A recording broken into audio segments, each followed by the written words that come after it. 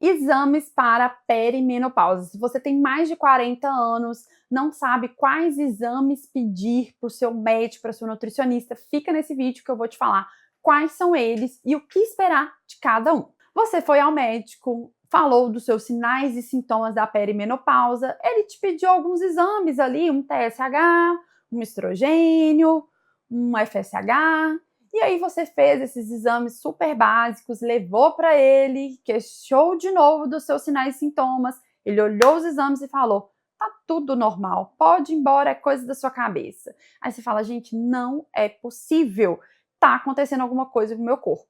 Bom, se eu te falar que não existe exames perfeitos na perimenopausa. Isso porque os exames, eles tiram uma foto daquele dia exato que você foi ali colher os exames. Mas ele não mostra o filme, o passado, o que você passou ao longo do mês.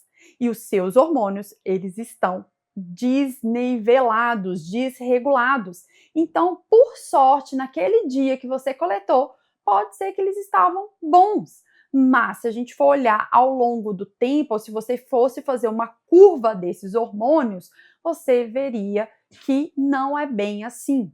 Por isso que a gente não deve confiar 100% nos exames, e sim nos sinais e sintomas, avaliar os exames junto com os sinais e sintomas.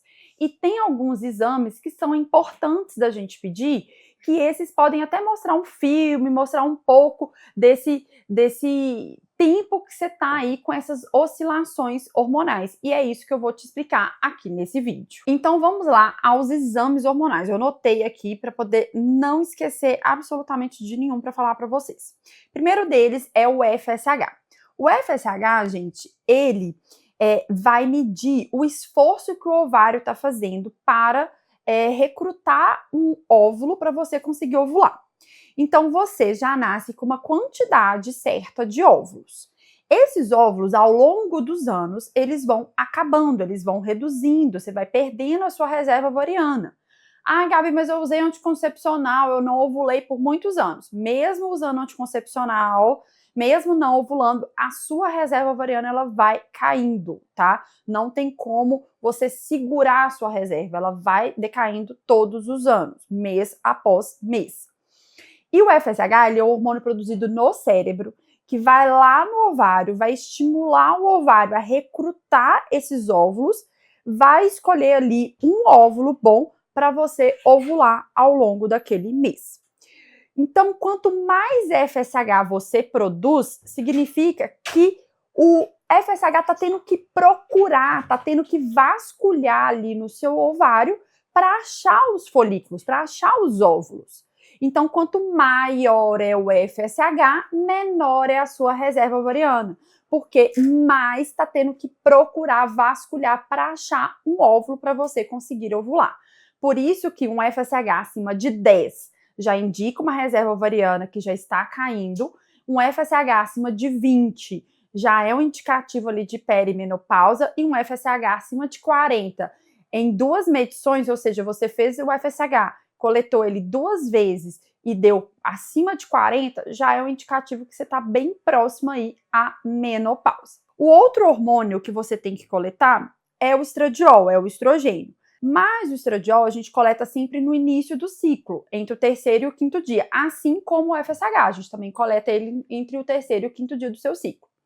O estradiol, ele tem que estar ali entre 50 até 90, 100 no máximo. Se ele estiver abaixo de 50, já é um estradiol baixo, acima desse número é um estradiol alto.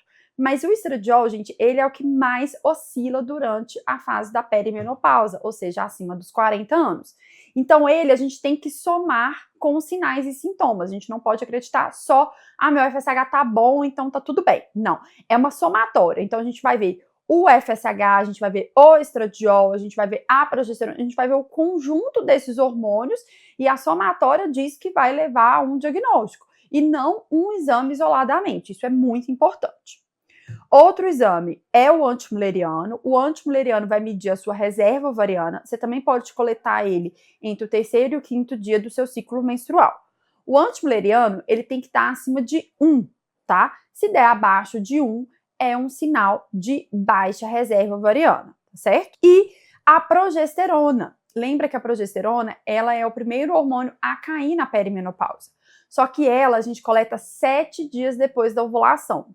Para você saber exatamente o dia da coleta, eu sugiro você comprar aqueles testes de farmácia, aqueles testes de fitinha, para a gente calcular ali, né, certinho 7 dias. Então, positivou na fitinha, você vai contar 7 dias para frente e aí você vai coletar ali a progesterona. E ela tem que dar acima de 10. Se der abaixo de 10, já é uma baixa ali de progesterona, já é uma deficiência de progesterona, já está começando a cair esses hormônios. Outros exames que eu gosto de pedir também é o TSH, tá? O T3 livre, o T4 livre e o T3 reverso. Não adianta só pedir o TSH.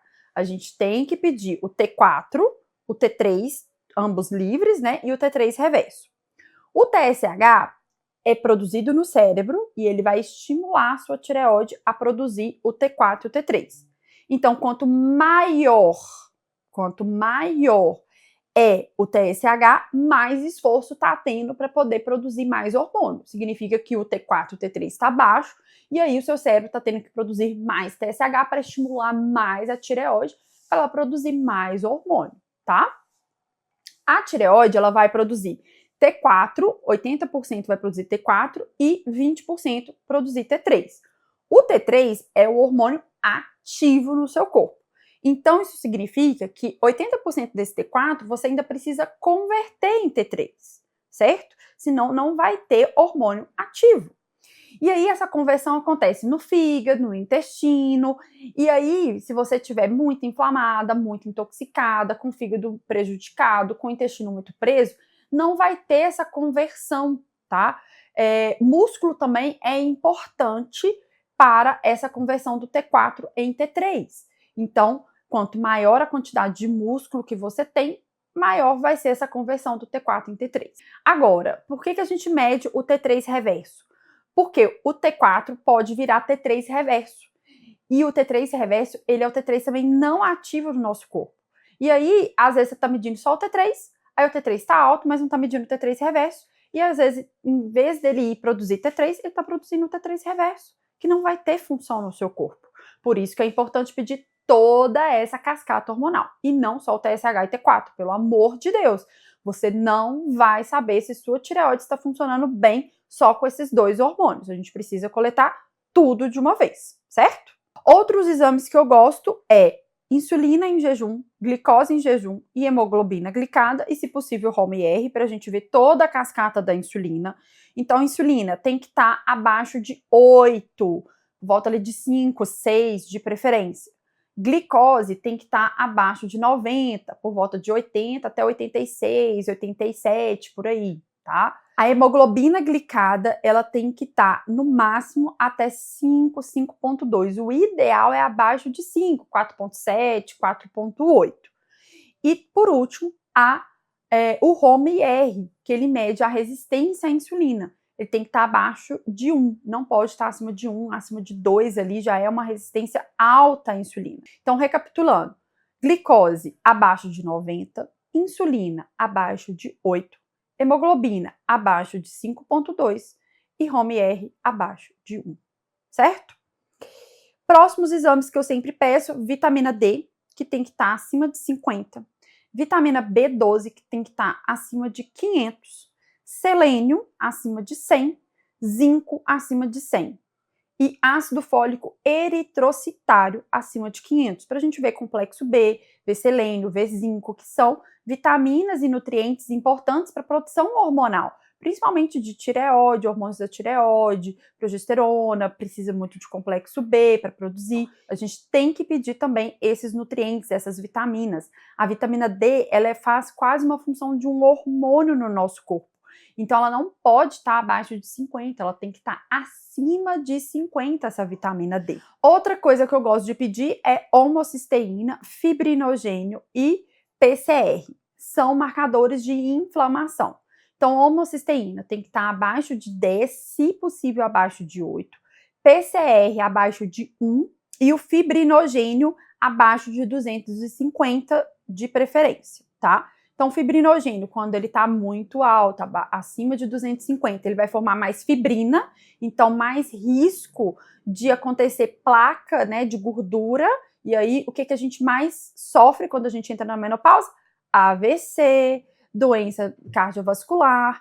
Então, isso vem de quê? Isso vem de fibrinogênio, formando mais placa de ateroma, para você correr mais risco de ter AVC. Homocisteína, se ela está muito alta, dificuldade de replicação celular, dificuldade de reparação de DNA. E aí, se você não tem a reparação dessas células, maior risco de câncer, mais envelhecimento celular, mais inflamação. E o PCR é uma proteína de fase aguda, que se você estiver inflamada, infeccionada, se você estiver com gripe, ela vai estar alta. Agora, se não, ela tem que estar abaixo de 1. Se ela estiver acima de 1, é uma inflamação crônica de baixo grau. E isso vai piorar a função do seu corpo. Então, se o médico te disser que você está com os exames, se você coletou todos esses exames, viu que não está dentro dos parâmetros que eu te falei, e ele ainda insistir com você que está tudo normal, troque de profissional, procure um bom médico, uma boa nutricionista para te acompanhar durante essa etapa e também faça essas análises de exames a cada 6 meses. Isso é muito importante a gente acompanhar. Se você tem mais de 40 anos, pode fazer o antimuleriano pelo menos uma vez por ano, tá? Se o seu antimuleriano é menor do que 1, faça até de a cada 6 meses para você acompanhar a sua reserva ovariana, porque ela pode decair de um mês para outro de uma forma muito brusca, e aí você tem que intervir com mais ações para parar essa queda da sua reserva ovariana e preservar o seu ovário. Preservando o seu ovário, você vai ter mais longevidade, você vai entrar na menopausa mais tardiamente. Depois me conta se você fez alguns desses exames e quais foram os resultados aqui nos comentários, tá certo? Um beijo e até o próximo vídeo.